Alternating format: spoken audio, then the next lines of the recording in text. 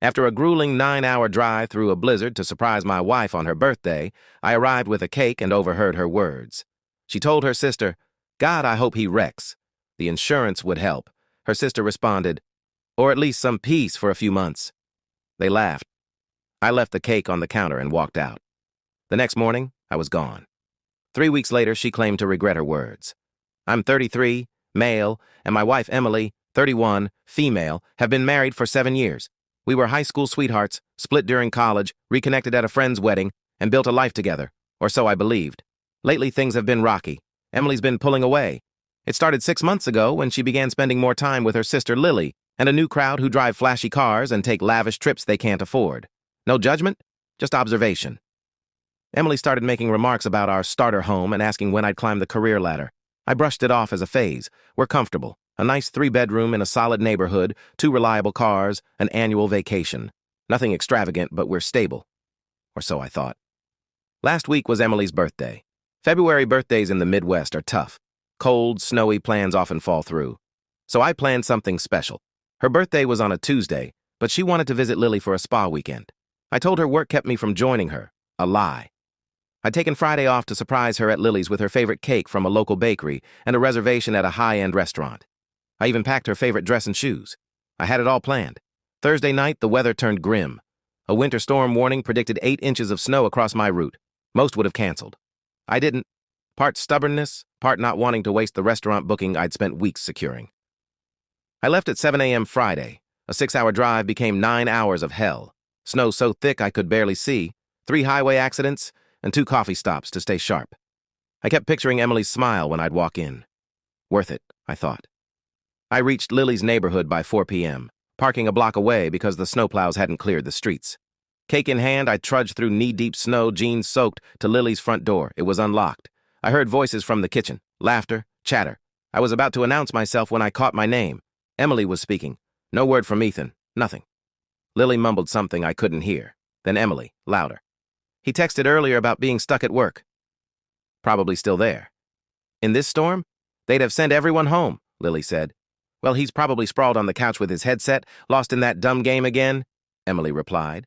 I stood frozen in the entryway. This wasn't her usual playful jab at my gaming. Her tone dripped with disdain. I almost stepped in to reveal myself. I wish I had. Instead, I heard what came next. "At least he's not here ruining your birthday," Lily said. Emily laughed. "God, can you imagine? He'd tag along to dinner tonight, recycling the same tired stories. Then he'd sulk when I want to go out tomorrow without him." My stomach churned. I stood there clutching the cake I'd driven 9 hours to deliver, listening to my wife mock me. "At least he's out of the way," Lily added. "The roads are a mess. My friend's husband was stuck for hours." A pause. Then Emily said words I'll never unhear. "God, I hope he wrecks." The insurance would help. I must have made a sound because the room went silent. I thought they'd heard me, but then Lily replied, "Or at least a few months of quiet." They laughed, genuine laughter at the thought of me dead or hospitalized. I don't recall deciding what to do. I walked into the kitchen, set the cake on the counter, and left. Their faces, pale, shocked, were a blur. Emily called my name, but I kept walking. Back through the snow. Back to my car. I sat there for 20 minutes before I could start the engine. My phone exploded. 17 missed calls, 38 texts. I ignored them all. I drove to a cheap motel, paid $80 for a room reeking of smoke, turned off my phone, and stared at the ceiling until dawn. When I powered my phone back on, there were 63 texts and 29 missed calls. I didn't read them. I texted my friend Marcus. "Something happened with Emily. Need a place to stay for a few days." Marcus, a true friend, replied, "Doors open, fridge is stocked." I drove 9 hours back, packed 3 suitcases with clothes and essentials while Emily was still at Lily's, grabbed my important documents, and went to Marcus's. That was 3 days ago. I haven't spoken to Emily, though she's tried, calling from different numbers, leaving voicemails from pleading to furious, even showing up at my job. I wasn't there. I'd called in sick. Yesterday, I went to the bank, moved half our joint savings to a new account in my name, froze our shared credit cards, changed all my passwords, and told my boss I needed a week of remote work for a family emergency. I'm methodical, but inside, I'm spiraling. Her words, "I hope he wrecks," "the insurance would help," loop in my head. Who says that about someone they love? Who laughs at their spouse suffering? Worse, this probably wasn't the first time, just the first I overheard. Our friends are reaching out. Emily's telling people it was a misunderstanding, that I'm overreacting. Gaslighting 101. One friend texted, "You guys can work through this without asking my side." I haven't shared what I heard, not even with Marcus, who hasn't pried, just keeps the fridge stocked and gives me space. Last night, I read some of Emily's texts. They followed a pattern. Confusion. Where are you? Defensiveness. It was a joke you weren't supposed to hear. Anger. Stop being immature. Manipulation. I'm worried about you. Threats. I'll call the police. Self-pity. How could you ruin my birthday? No real apology. No acknowledgement of how vile her words were. I blocked her number. I'm not ready to talk. Maybe I never will be. Today, I met with a financial planner, Stephen, recommended by a coworker. We reviewed our accounts. Emily's been spending $700 to $800 monthly on online shopping for a year.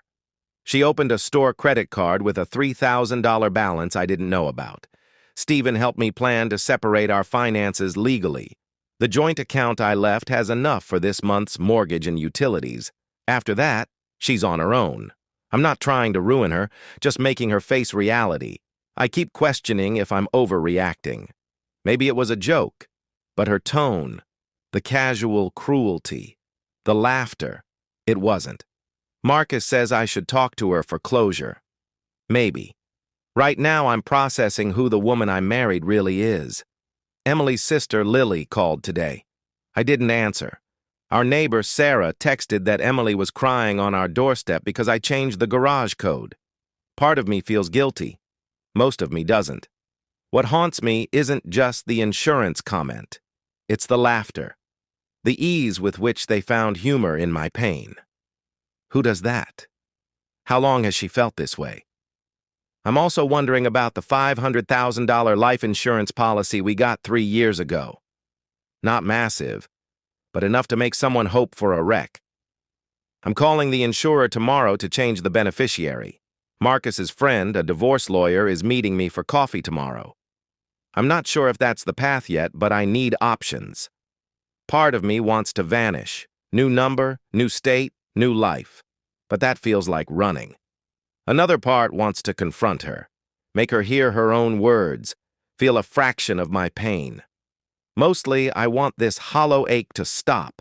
I want her face out of my dreams, her words out of my head.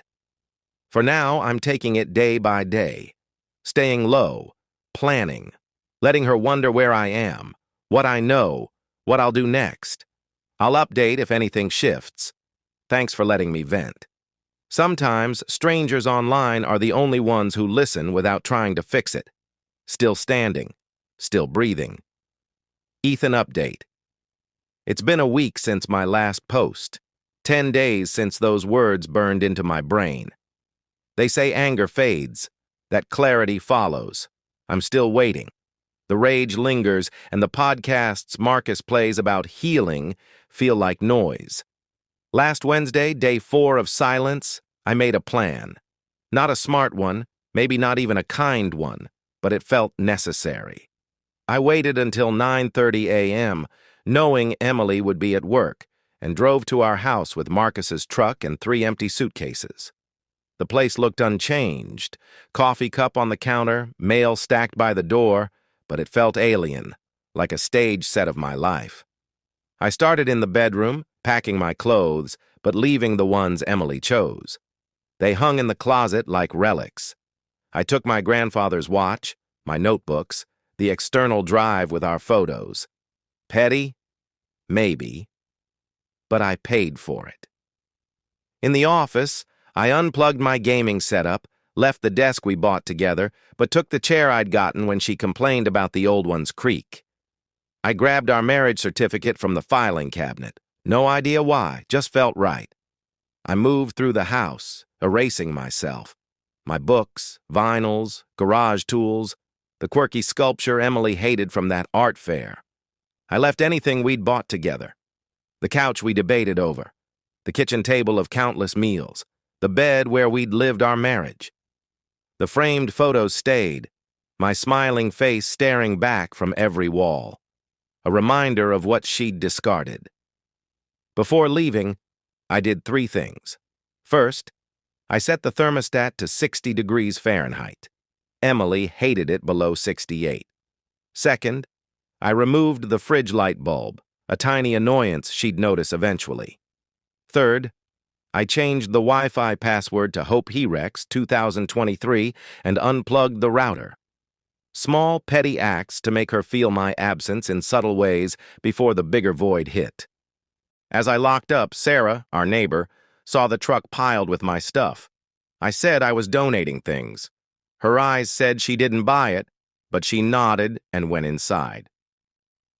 Midwest courtesy, don't pry. I was grateful for it that day. Back at Marcus's, I stored most of my stuff in his garage, keeping 2 suitcases inside. He helped unload, handed me a beer, and said, "Life punches hard sometimes. No questions, just support." Thursday, I met Stephen again. His spreadsheet of our finances was a gut punch. Emily's spending was worse than I thought. $12,000 in untraceable cash withdrawals over a year on top of the credit card debt. Stephen drafted a letter stating I'd no longer cover her new debts. I had it couriered to her workplace, effective, if a bit spiteful. I also canceled shared streaming accounts, changed cloud storage passwords, and redirected my mail to a P.O. box. Small steps to untangle our lives. Friday, I checked social media, dozens of messages, Facebook, Instagram, even my old Twitter. Friends asking if I was okay, what happened with Emily, some picking sides blindly. I posted one thing, a photo of the half-eaten cake on Lily's counter. No caption. My phone erupted. Friends asked what it meant. Emily called 6 times in 20 minutes. Her friend Rachel messaged, saying Emily was worried. I ignored them all. That afternoon, I told my boss, Javier, I needed personal time. He was cool about it, asking only how long and if I could handle a key project remotely. I said 2 weeks and yes. He didn't push, just said, space brings clarity. Best advice I'd heard. Saturday, things got real. I was at the store debating frozen pizzas when Lily appeared. Pale, clutching a basket, she launched into a spiel. Emily's distraught, everyone's worried, just talk to her. When I didn't bite, she called me immature, said it was a sisterly joke, a misunderstanding. I asked if wishing your spouse dead for insurance was typical sibling banter, if she'd want her partner hearing her say it. If she realized Emily's contempt had been building for months. She stammered, no answers. I left my card and walked out. Petty? Yes. Worth it? Also, yes. Sunday was calm. Marcus had friends over for a game. They knew something was up but didn't ask, just passed me beers and made space on the couch. For a few hours, I felt almost normal. Then Monday hit. My work leave started. Our half-empty house sat across town. 15 missed calls from Emily overnight. I listened to one voicemail, her voice raw, saying the house felt wrong without me, that my missing things scared her, that she wondered if I'd ghosted our marriage.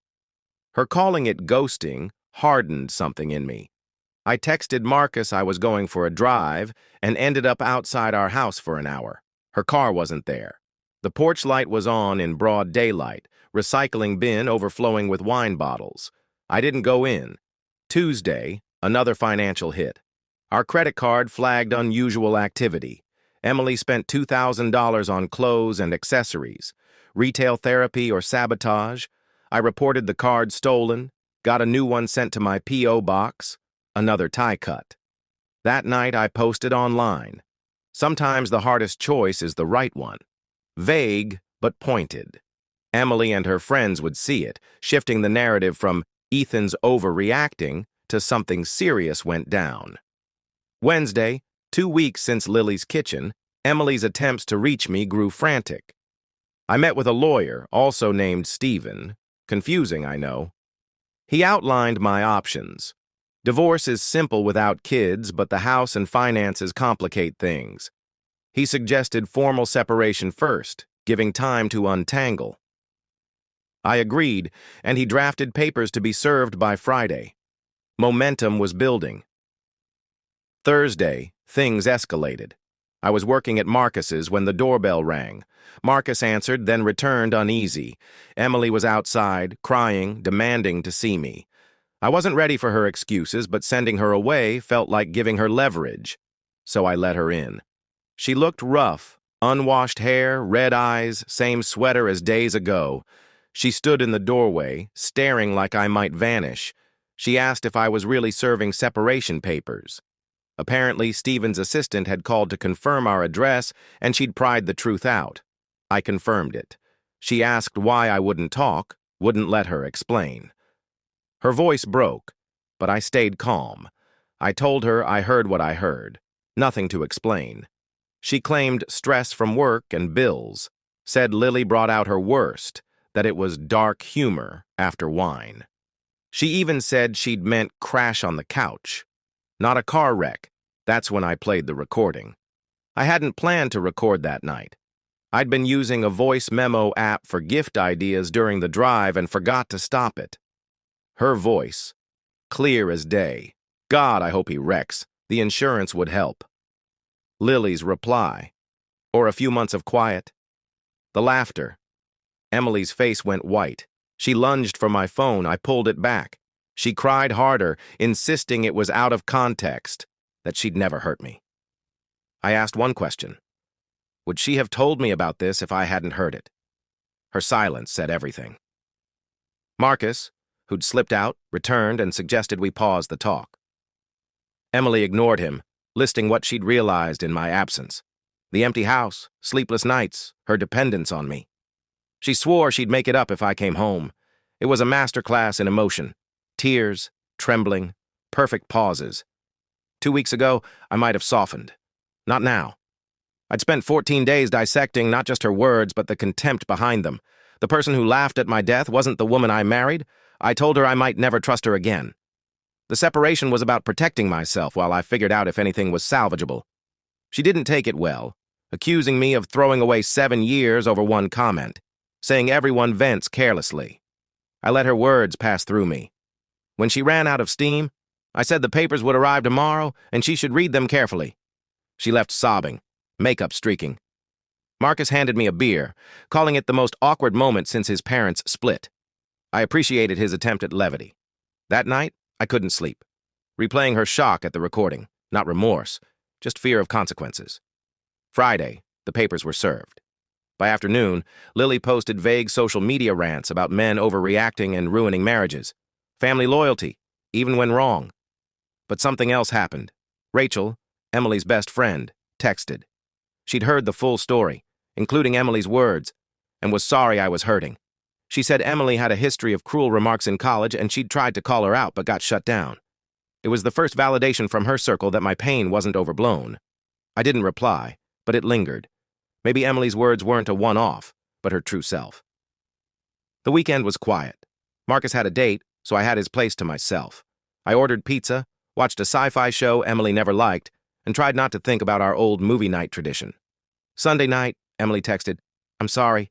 No excuses, no demands, just 2 words. I didn't respond, but dwelled on it too long. Monday, day 18, I woke to Emily parked outside Marcus's watching the house. Marcus spotted her first. I called, asked what she was doing. She said she needed to see I was okay, wouldn't make a scene. It was unsettling yet oddly human. I told her to go home, that this wasn't helping. She asked if I'd seen her apology, if I believed it. I said I didn't know. Then she asked, "Are you filing for divorce?" I said I hadn't decided. She sat there another hour before leaving. Marcus suggested changing my house locks. We spent the afternoon installing new deadbolts, another thread cut. Today, 3 weeks since Lily's kitchen, 3 weeks of separation and sifting through a marriage I thought was solid. I'm not sleeping well. I miss dumb things. Emily's fancy coffee, her off-key shower singing, her fuzzy socks on my side of the bed. But I don't miss the contempt I now see had been brewing, the eggshells I walked on, the subtle jabs I excused as humor. The separation papers are filed. 6 months of living apart. Finances split. We'll either reconcile or divorce. 3 weeks ago, reconciliation felt impossible. Now I'm less sure, not because I've forgiven her, but because untangling 7 years is messy. Houses, accounts, friends, families, all knotted together. As I write, my phone pings. Emily again. Can we meet? Somewhere neutral? Just talk. Please. I'm torn. Part of me wants to hear her out. Part thinks it's delaying the inevitable. Mostly, I'm exhausted. I'll probably meet her, if only to say what I've been typing to strangers. I'll update if anything big happens. Thanks for the advice last time. Even the wild ones about glitter in her shampoo. Some of you are unhinged, but I appreciate the support. Still standing. Still breathing. Ethan, final update. It's been 25 days since I left that cake on the counter. 25 days of silence, separation, and more life admin than I ever wanted. This is likely my last update. There's only so much to say about a broken marriage before even the internet loses interest. Thanks for the comments and messages, even the bizarre ones. No, I didn't hide fish in her car vents. You're ruthless.